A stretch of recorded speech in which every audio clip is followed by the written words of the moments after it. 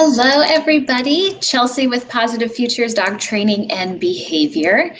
We have seen quite a few discussions happening recently as people are getting new puppies and adopting new dogs during the pandemic of whether or not they should crate. And some of those people are trying to crate, and the dog is really uncomfortable and stressed out. And that's not what we want at all. So today in this live, we are going to go over some fun games and easy games that you can play with your dog with just their normal food or with some high value treats to help teach your dog to learn to love the crate. Now, why is crating important? Let's first address that. So there will be a moment in your dog's life where they're going to need to be comfortable with some kind of management or confinement. And that might look different depending on where you live or what your lifestyle is. But if your dog ever has to go to the vet and have surgery or be on crate rest after an injury, they're going to need to be comfortable. And this is something that you want to address beforehand, because in the moment, it's going to be too late. Another moment when I use crating in my personal life is when we go to dog shows and dog trials. The dogs are not only crated in the car for safe transport for them, but they're also crated at the event.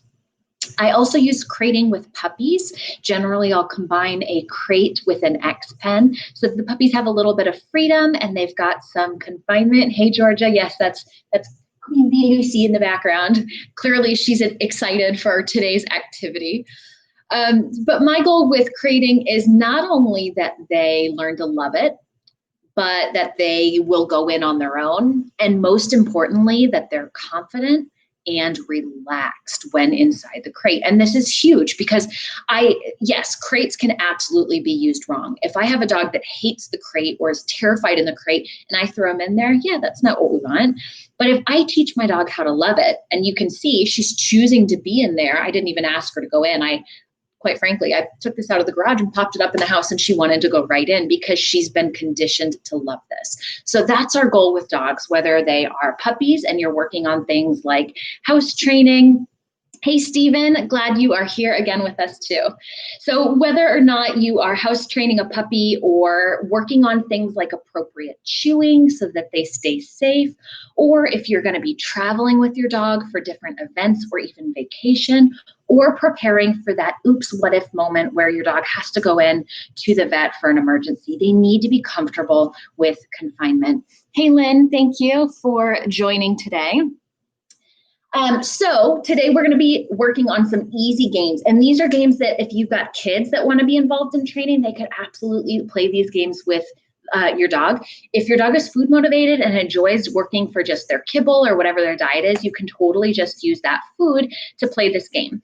If your dog is pretty stressed out in the crate, doesn't want to go near it, or isn't all that food motivated, then you're going to want to up the ante and use something that's a little bit higher value so that your dog wants to play the game, because all of these games rely on our dog wanting to play along. So we need something that they are going to be happy to play with. So we're going to start with kind of the basics. This is the easiest exercise first. Get myself off the floor.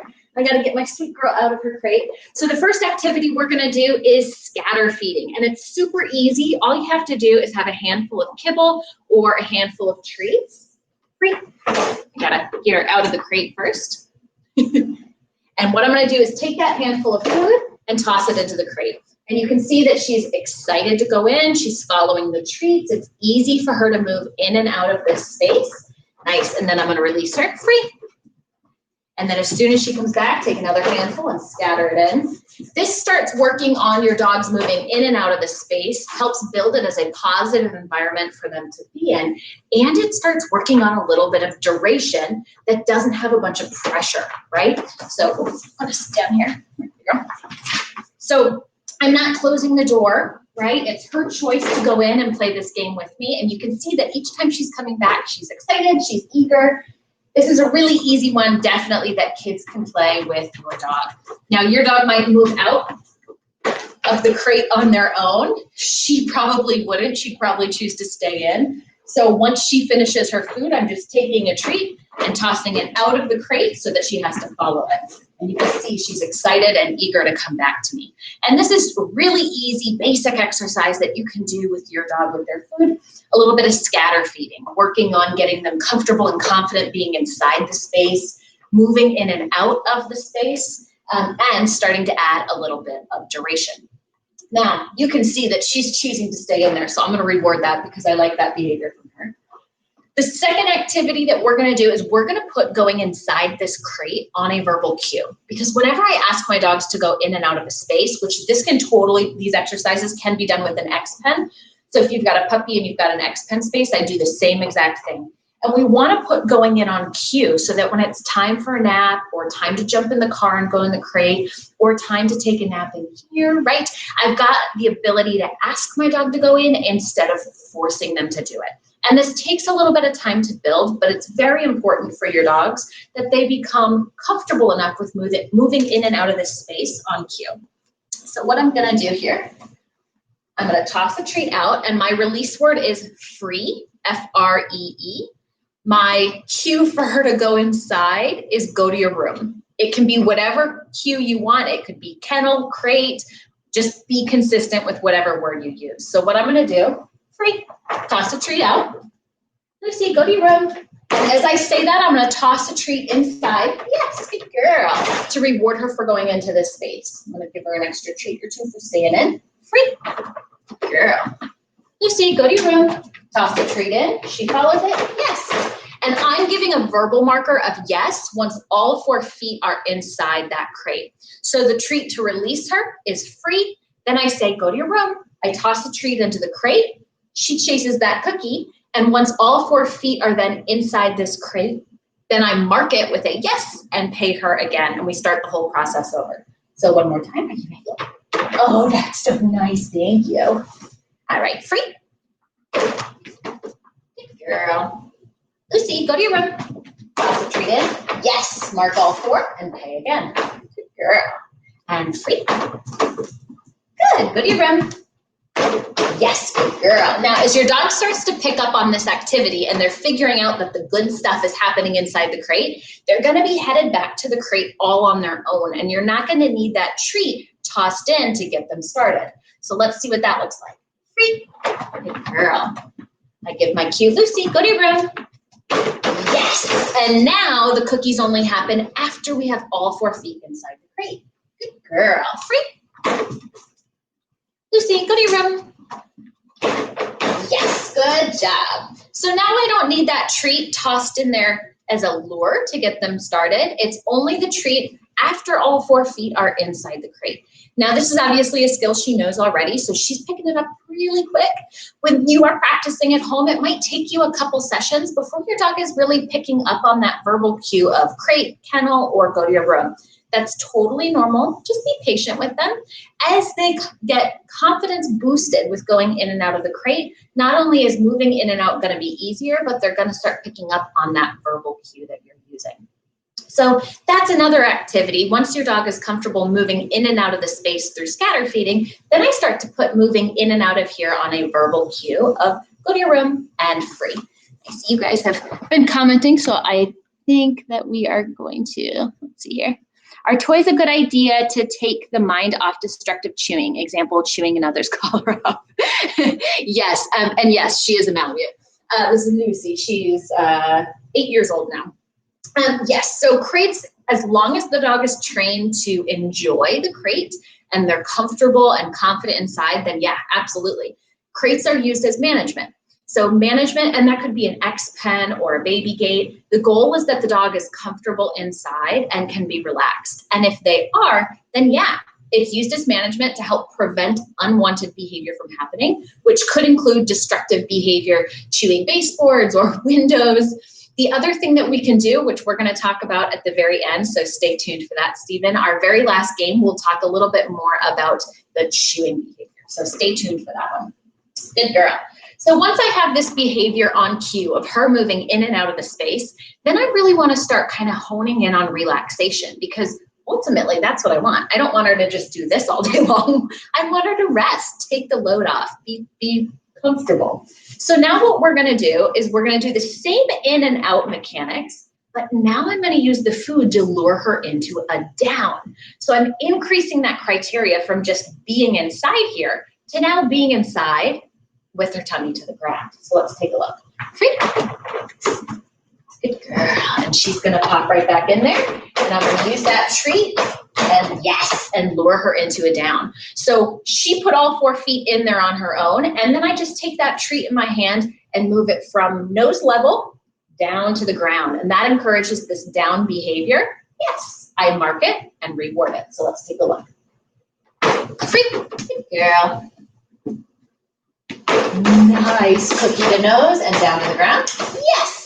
And if your dog already knows how to lay down using just a visual signal, like a hand signal, you definitely could do that instead of doing the lure. So you're free. Right there.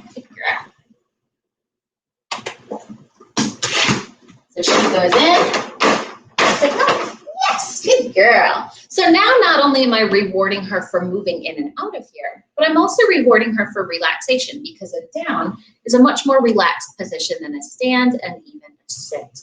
If your puppy does not know, if you're working with a young one and they don't yet know how to lay down, then I would recommend practicing a few repetitions of luring a down outside of the crate before you move it into this space. Because we want them to almost be kind of primed or warmed up on the activity that they're gonna do before we ask them to do it in a brand new space. Good girl. All right, so one more time. Girl. Nice.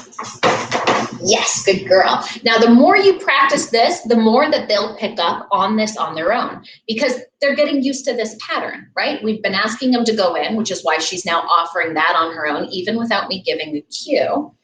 Now, after I've started giving her that visual signal and she's been reinforced for down, she may even start to offer that on her own. So then I'm not having to give her that secondary signal of a visual signal to get her into a down. Right, free. Good girl. So let's give it a go. I'm gonna wait her out. Yes, good girl, so smart. So that time I didn't have to give her that visual signal. She did it all on her own. Free. Good girl. Yes, good girl. Now this is something that it's gonna take a while, especially for those young puppies. This is pretty hard, right? So it's gonna take a little bit of time for you guys to build this, but this is something that you definitely wanna work up to as a goal because it helps reinforce that relaxed behavior with them. Right, good girl. Make sure that you guys don't have any questions here. All right, so, and yes, they are powerful pullers, which is why when we are on the bike, we go a lot faster than when I'm running Canicross with them. They're very, very strong and powerful dogs for sure. So now as we move into the next crating exercise, it does rely on us having this as a base. Okay, we need our dogs to be able to go in and at the very least give them a cue to lay down. They don't have to have an auto down on their own, but they do have to have a little bit of an ability to relax or to lay down. And again, this exercise can be done both in a crate or behind an X-pen or a baby gate, depending on what kind of management you have. All right, sweet girl, you ready? So the next step is rewarding relaxation with the door open. I'm not gonna put the pressure on yet of having to close that door and stress the dog out if they're not used to being inside of a crate. We wanna start with baby steps. So while we're hanging out here, I'm just randomly going to toss a treat into her so that she understands that by staying in here, which is totally her choice, this door is open, she'll earn reinforcement. And this starts to add some duration to relaxation inside the crate, which is what crating is all about, relaxation and confidence inside this space. We want them to know that this is a safe and good place for them to be. So while she's hanging out here with me, I'm just randomly gonna toss those treats in. Now, as you're doing this, you're probably gonna need to have a really high rate of reinforcement in the beginning. So basically that just means that you're reinforcing frequently to help keep them engaged and excited with the game, right? If there's too much time between each treat delivery, your dog is probably gonna go, well, what the heck am I doing in here? And they're gonna get up and leave. So by keeping them engaged with lots of food in the beginning. That's going to help her learn to stay in there. Then as she's successful, I'm dropping treats all over and you're staying in. Then as she's successful, what we can start to do is increase the amount of time between each treat. So my first treats were maybe 2 seconds apart, and now we'll go to 5.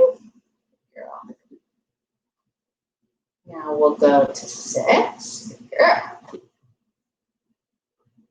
Now we'll go to 7. So as the dog starts doing well, you can start to increase the amount of time between each treat so that they're relaxing for longer and longer to earn that reinforcer. Now, the one thing to keep in mind is that no game is fun, that only gets harder. So as you start increasing the amount of time between each cookie, remember to give your dog some easy wins. We don't want everything to be harder and harder and harder, because that can cause the dog to choose to opt out of the game if it's not fun and rewarding for them. The other thing is we want to be random, because dogs are really smart. And if I start being predictable when I'm going to get that cookie, it's going to make this process a lot harder. Okay. Nice job. So once we've got our dog relaxed for a short amount of time with the door open, then we can start to work with the door closed. So I'm going to close this door for her. Nice. And I'm going to start feeding through the side here. Good girl. If you've got a wire crate like this, you can also drop the treats in from the top. My goal is to deliver the treat in a manner where the dog can remain stationary. I don't want them getting up and having to move around. I don't want her standing to have to get a cookie that falls behind her. My goal is to reinforce stationary behavior. So if you find that treat delivery is a little bit more challenging, oh, did it fall out? I'm so sorry. Then you can feed directly through the front of the bars there to avoid any mix-up. But I'm going to do the same exact thing, where I'm giving a little bit of time between each treat. Girl. And as she does well, nice. I start to increase the amount of time between each cookie. Girl. And you can see I'm not giving any kind of marker for this. I'm just randomly reinforcing her first. Oops, and that's perfect. Hey, thanks for doing that. So if our dog gets into a different position, sometimes our standing can kind of prompt them. I can just bend down, nice, and help her get back into a down position. So if you notice that your dog starts to become a little bit panicked or worried when you start standing up, just go back to a seated position. You could even bring a chair or a bench over here and work with them while you are seated. And you can make that slow change from sitting down in front to kneeling to standing. And when I deliver that cookie, I'm going to deliver it down. Nice. To encourage her to stay in a down position. Good girl.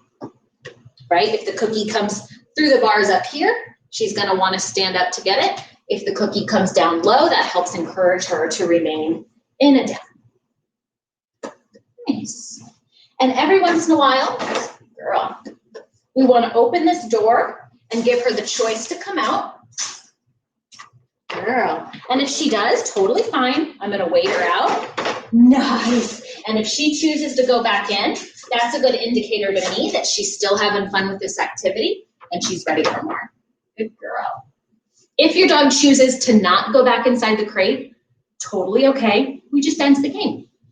The next time we practice, I'd probably find a way to make the game easier so that it was easier for her to be successful. So that might be higher rate of reinforcement, could be shorter session, could be changing the game and going back to scatter feeding or something easier for them. Good girl, but this is a great thing to play with puppies and dogs who are getting used to this concept of a closed door being okay for them. Now, the final piece of the puzzle is getting to the point where we can move away from them, because we're not always going to be sitting right next to the crate. So now what we want to do is start to add a little bit of motion and reinforce the dog for remaining calm. You can absolutely give your dog or your puppy a pacifier to work on during this activity. So if you wanted to give them a Kong or a bully stick, you totally could, because this activity would be supervised. And that might help give them a little bit of extra distraction and reinforcement for staying inside with the door closed as we start to add that extra layer of distraction and motion. So what I'm going to do is I'm going to get back into a standing position. And I'm going to just shift my weight back and forth.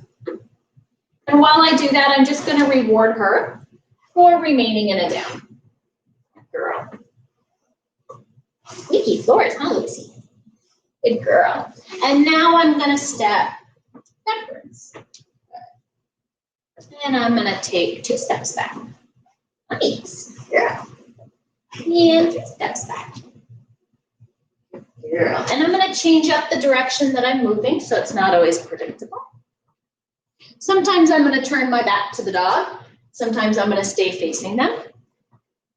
Generally speaking for them, turning our back is harder than if we're watching them. So in the beginning, you might want to keep your body facing towards them. Good job.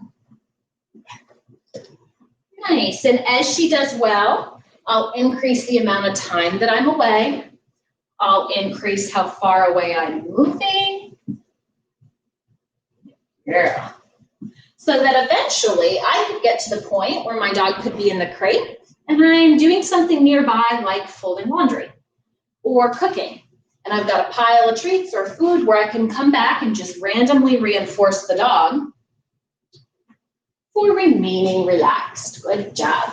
And this is ultimately the goal we want to get to, is the dog being able to be in a down position, to be quiet, to be comfortable. You can see she's not stressed. We're not having any stress signaling like vocalization, pawing at the crate, chewing at the crate.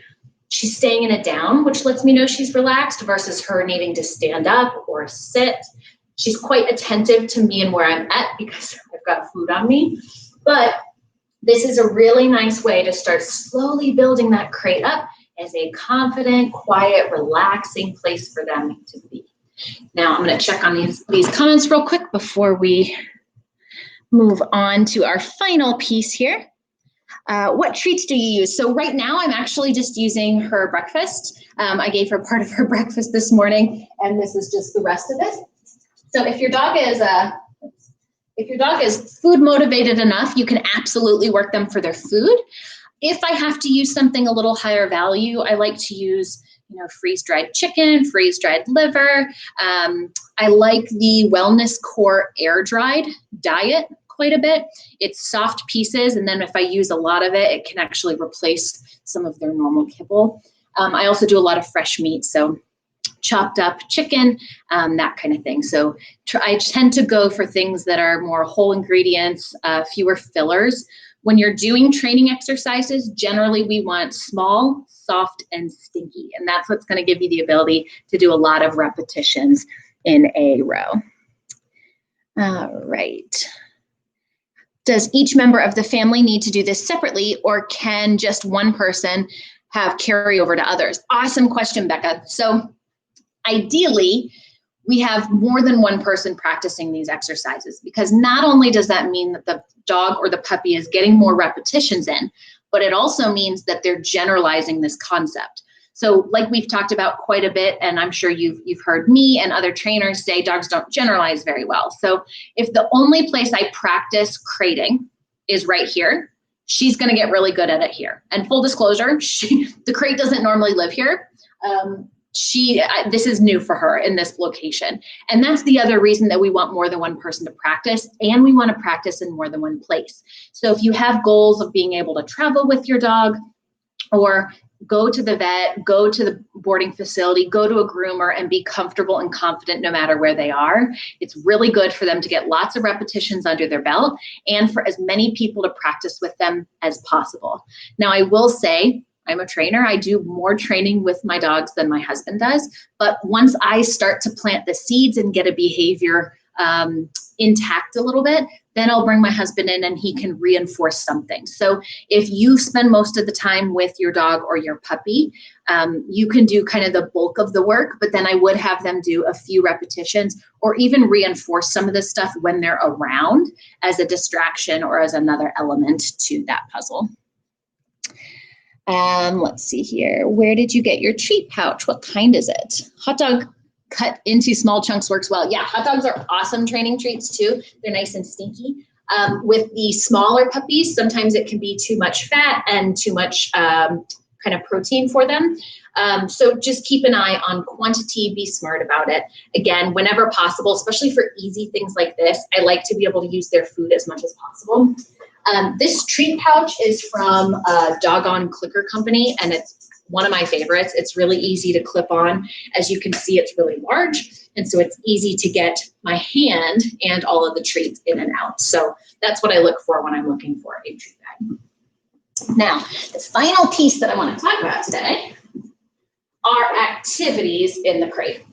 So when we are working on adding duration to any behavior in the crate, relaxation, quiet, boosting this is a good place. We often will talk about using things like frozen Kongs or feeding your dog in their crate.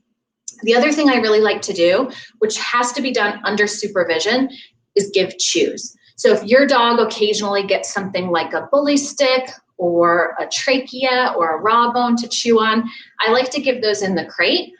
Especially important in multi-dog households. If we've got dogs that want to guard and guard resources, it can help keep everybody safe and kind of prevent scuffles. It also helps reinforce the crate as being a really positive place to be. Now, the one thing we want to be mindful of when we're giving edible things like that is safety. I never want to give these unsupervised. So if you've got a puppy or a dog and you're working from home, maybe you've got a conference call, or you're doing a Facebook Live or something and you need your dog to be quiet, you can give an activity where they're in sight. Now, I'm never going to move out of sight with this because these things can be a choking hazard. I want to be around to make sure that my dog isn't going to choke on it. But bully sticks, tracheas, we're all done with the cookies, love. Bully sticks, tracheas, raw bones, Kongs, snuffle mats. Those are all really easy things that we can give inside the crate to help boost the confidence of the dog inside the crate and reinforce relaxation. If your dog is new to the crating process and you're kind of just starting out, they're not comfortable yet with this door being closed, you absolutely could do this with the door being open. I do that little routine where I stand next to the crate or even cue them if they are there. She goes into the crate, lays down, and then she gets her activity. But then the door stays open, and it's her choice whether or not she wants to come back out or if she wants to stay inside. But that way, at least I'm reinforcing that behavior of going into the crate and relaxing, and she's learning that this magical box is the bringer of all good things. And that's the goal, is starting to really condition our dogs that being inside here is good. Now, the one last piece that I want to touch on is different crates and different locations. So we just talked about generalizing with other people practicing this exercise, but I also want to let you guys know that dogs don't generalize very well in terms of different kinds of crates and different locations of crates. So we travel a lot with our dogs. I think I've only been on one trip without my dogs, and it was my honeymoon. So they're coming places with us, and every single time we go to a new place, we can pop the crates up and practice some easy in and outs, practice some relaxation. By bringing the same crate along, that's kind of one piece of the puzzle that, okay, this is familiar, I know what this is, but then we do a little warm up to help them figure out that the new environment is okay. If you're planning on getting a different kind of crate for your car, so we have Roughland or Rough Tough kennels in our car, and they look and feel very different than this. So when we got those crates, before we put them in the car and just, okay, dogs, you know, here we are in the car, we practiced the same exercises I did here, but with the new kennel inside the house, right? Familiar environment, new crate. Then we went and practiced the duration of relaxation with that crate in the car to help the dogs figure out that same concept of this is a good, safe place to be, and you can be relaxed and comfortable here regardless of where it is, regardless of what it looks like. So make sure that you guys are thinking about that. Think about where you have different crates in your house. Maybe some are downstairs, maybe some are upstairs, and make sure you're practicing the exercises with both of the crates so that the dogs can really figure out that it doesn't matter what crate they're in, this is the desired behavior. This is something that's especially important right now because I know that our lives are a little bit different, right? Because of the pandemic, I know a lot of my clients are working from home right now and they didn't used to be. But guys, eventually the world is going to change again as we start to get a handle on the pandemic. And a lot of people who are working at home now are probably going to end up being back in the office at least part-time, right? All the time we're spending with our dogs right now is really wonderful, but it's not always going to be that way. So we need to make sure that even through this, we're still working on learning to love the crate, having structured naps, being inside this space, whether we're home or not, because that's going to give us the ability and flexibility to do the things that we need to do and keep our dogs confident and safe. If we go from having no crating, no separation from us at all during this pandemic, and then try to go back to work, we're going to have a lot of problems, and that's not what we want. So make sure that you guys are continuing to practice all of these exercises daily, even if you're home the whole time. Something easy like this, having them, while you're watching TV or having tea, put them in the crate, give them something to chew on at the very least, so that they're continuing to build that reinforcement of this place being safe for them. So I'm going to pop through here again. This takes time. What if before you complete this process, you have to crate your dog before they've been fully conditioned to love the crate? Richard, that's a really good question. So hopefully you were able to join us from the beginning. If you haven't, once this live closes, kind of go back to that and take a look at it. What I would say is that our goal is success, right? We always want our dog to be comfortable and confident and relaxed in the crate.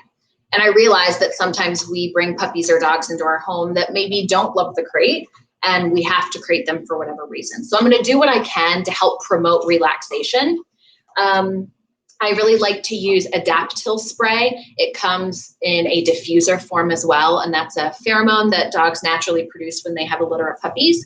And this is a kind of a man-made version of it, but it helps promote relaxation and decreases signs of stress. So that would be one thing I would do, and I would either spray it on bedding, 10 to 15 minutes before you leave the house, or I would plug in a diffuser in that room. The other thing I'm going to do is I'm going to have some kind of safe activity for the dog or the puppy to do while I'm away. So generally my go-to is a Kong, because they're pretty easy. We've got a handout on our page on learning to love Kongs. So if your dog is still not sure how to use one of those, you could take a look at that, and that would help you jumpstart that process. I also am a big fan of Through a Dog's Ear music. It's music that has been shown to decrease signs of stress. So I'll play that in the background as my dog is in the crating environment to help them relax a little bit. I'm also going to do exercise and play. So make sure that you're stimulating the dog both mentally and physically before you have to crate, because if they're a little bit tired, then they're going to be more able to relax. And being tired does not mean I'm taking my 6-month-old puppy on a 4-mile walk. That's a little much, right? But it's making sure that they've got some snuffle mat time in the morning, and a little training session, and a short walk and socialization outing outside, right? Spending just a little bit more time with them to help take the edge off, to help tire them out, so that they're going to be able to relax in here a little bit better. And then depending on, how much the dog loves the crate or does not love the crate, just remember that any rehearsal they get of stress and concern in the crate is like a little withdrawal from your bank account. So if we have too many of those and we get into the negatives, then we really, really, really have to work hard to build that up. So I would be, if I've got a dog that doesn't like the crate, I probably would be spending most of my effort using that food and the treats that they get through the day, building all of this, before I'm really focusing on basic obedience type skills. So this would be something I'd be practicing daily, maybe a couple times a day, especially with that dog that we've got to crate anyways, just to make sure that we're really putting more deposits into that bank account than we are taking out withdrawals. Because this is an important life skill that they're going to need. So we want to make sure we're headed in the right direction. Let's see here. How does that work with an 8-week-old puppy and housebreaking combination if needed? Yeah, so puppies are hard. Puppies are a lot of work. Generally, when I have puppies, I'll have a crate that is set up with an X pen around it when I'm home during the day if I can't supervise. So that way they're not always in the crate, but I've got a safe space for them to relax and kind of move around. Depending on how old the puppy is, we might even have kind of an indoor potty area for them to have access to. But yes, puppies need to go outside frequently to relieve themselves, so long duration crating is not ideal for them. We would definitely want to make sure that we've got some sort of environmental setup, which again could be, you know, an indoor potty area if they had to be left for longer periods of time. All right, so I hope that was helpful for you guys. There's a lot of different games that you can play with crates, but these are ones that I focus on with puppies and young dogs, where I'm really trying to teach them not only to love the crate, but to be confident when left alone and to be relaxed. And again, that's the biggest thing, because we really want our dogs to be confident when left alone. We don't want them to worry every time we head out. So practicing these little things on a daily basis is going to be huge, starting with that easy scatter feeding, right? And then once they get comfortable with scatter feeding and moving in and out, you can work on teaching your dog how to go in and out on cue so that you can ask them to go instead of, you know, having to throw them in there or guide them in there. We want to avoid that because that's going to be an aversive experience for them. So working on getting that behavior on cue. And then we start working on shaping a little bit of relaxation where the dog can go in and lay down with the door open, eventually building to closing that door and then having the door closed and being able to move around the space. So it's something that's going to take a little while for you guys to build. Just be consistent. You know, she's an adult dog who's done this before, so she's, you know, pretty able to work for long periods of time with me like that. But when you guys are practicing at home, I do 2 to 5 minutes max with a training session, especially with something new, especially with a puppy or a teenager who might have some focus problems already. Keeping those sessions nice and short will help your dog stay mentally engaged. And this is something that it would be really easy to throw in, you know, 2 minutes with their breakfast. And then if you've exceeded that 3 minutes and the puppy needs a break or the dog needs a break, just do scatter feeding. Just put the bowl inside the crate or dump the food inside the crate so that they can finish it without having to work. And that would still be a really nice way to condition this as a positive place. But those little short, you know, 3 to 5 minute sessions could be done periodically throughout the day, depending on your schedule. And if you've got a family or friends that are involved in dog care, you know, try to get them involved so that the puppy or dog is building a relationship with them and learning to generalize that it doesn't just mean with one person or one location or one crate. Really learning that this place is awesome regardless of who asked me to go in or who's moving around the house. It's going to be a really valuable life skill for you guys. So I hope that was helpful. If you have any questions that I didn't get to or you're watching this afterwards, please feel free to drop them in the comments and I will do my best to keep an eye on the thread and get back to you guys. And don't forget to tune in next week. We will be having another Facebook Live. We've got a few scheduled for the upcoming Tuesdays on loose leash walking, on living in multi-dog households, so on traveling with your dog. So lots of fun topics that I hope you guys will join us Tuesdays at 12 noon Eastern time. All right, guys, have an awesome day and let's start conditioning our dogs to love our crates. Bye.